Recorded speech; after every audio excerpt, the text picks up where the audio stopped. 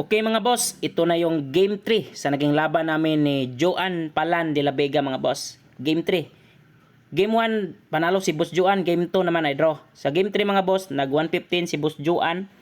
214, second move naman yung ginamit ko. Nag 6-1 si Boss Joan, 7-2 lang ako. Tapos nag 116, automatic, atras tayo dyan mga boss. Yan, atras. So bookline yung ginamit namin mga boss, opening. Subo, tama yan, mag-real. So, pwedeng 115, pwedeng 116. Pero 115 yung ginamit ko, positional mga boss. So, agad pinakain ni Boss Juan yung 314. Pagkain niya, tumira lang ako sa 5-1 mga boss. Yan. Friendly battle lang po ito mga boss ha. So, sport lang. Win or lose. Walang mawawala. Magkaibigang Dama Vloggers pa rin. At support pa rin tayo mga boss sa larong Dama. Lalong-lalo na sa Dama app na Dama Legends mga boss. So sa mga gustong maglaro, Dama Legends, mag-install at mag-download na sa Play Store mga boss. Kasi ang dami nang naglalaro ng Dama sa Dama Legend mga boss. Ang dami nang magagaling sa Dama Legend. Yan. Nag-real lang ako mga boss. Tapos nag 115 si Boss Joan. Tingnan nyo kung ano yung ititira ko. Nag-analyze muna ako mga boss.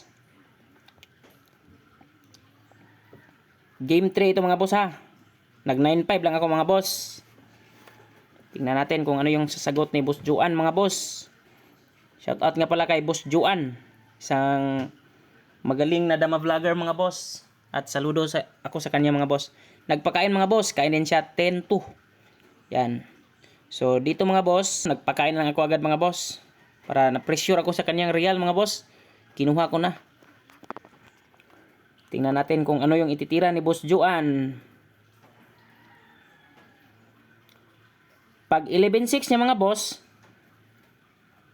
nag 12-7 timing muna ako mga boss. Pero naghanda na yung 214 ko dyan mga boss na pakain. In case na kung ano yung ititira ni Boss Juan. Nag 12-7 lang si Boss Juan. Tingnan natin kung ano yung isasagot ko mga boss. Panoorin nyo kasi may game 4 pa ito mga boss. Game 3 at saka game 4 ito mga boss. Nag 7-3 lang muna ako mga boss. Nag-timing lang ako. Tingnan natin. So nagpakain na si Boss Juan mga boss. So pinakain ko na mga boss sa 5-1 kasi baka makapasok pa siya sa 4. Lalakas na yung posisyon niya mga boss. Kaya pinatay ko na agad yung nasa 16 mga boss. 3 versus 3 mga boss. Parang madali na lang ito bilangin mga boss. Papuntang tablahan pa rin ito. Pero tingnan natin. Baka may magkakamali. Okay. Tumira ako sa 314 mga boss. Tapos nag 5-4 si Boss Joan. So wala naman akong ibang tira. Bawal naman ako mag 8-3 dyan mga boss. Kasi papasok lang siya. So automatic mag 115 lang talaga. Pag sayang niya mga boss, syempre alangan naman hindi tayo iwas. 14-15 lang. So, pag 16-13 niya, pwedeng 15-14, pwedeng 15-1. Okay, tingnan natin. Kung ano ba yung pumasok sa isip ko. Nag 15-14 lang ako mga boss. So, same as lang po yan, tabla mga boss. Kahit saan yung tinira ko kanina. Tapos, sinayang ko mga boss. Umiwas lang si Boss Juan. Obligadong mag 2-6 ako. Tsaka na nagpakain. So, walang ibang tira si Boss Juan mga boss. 16-14 lang talaga. Pagpakain ni Boss Juan, dito mga boss, nag-declare draw na po ako. At automatic naman nag-accept si Boss Juan. So, draw yung game 3 mga boss. Game 4 naman mga boss. Game 4 mga boss ha. Tumira ako ng 116. Nag 313 si Boss Juan. Tapos, automatic, magre-real tayo mga boss. Yan. Magandang laban sana itong Game 4 mga boss. Sinusubukan kong bumawi sana dito mga boss. Kaso hindi kinaya at hindi pumabor ang panahon. Nag-314 lang ako. Bookline talaga mga boss. Pag 5-1 niya, 5-1 sana yung tira dyan mga boss. Di ba? Bookline. Pero nag-iba na ako ng timing dito. Ito yung 6-1. Paghandaan ko na sana itong 6-1 mga boss. Kaso sayang lang to mga boss. Hindi natapos ang game 4. Sige lang, ipakita muna natin. Pag 6-1 ko mga boss, nag 16-13 lang si Boss Juan.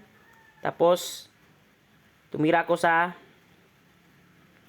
tingnan natin.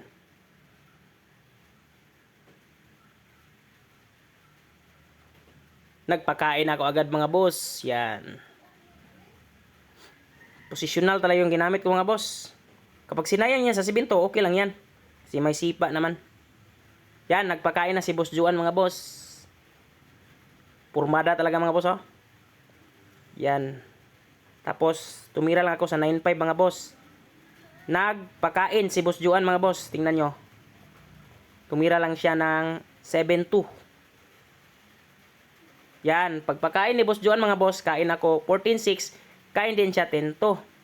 Ito na. Ito na mga boss. Mapalapit na tayo sa exciting na part.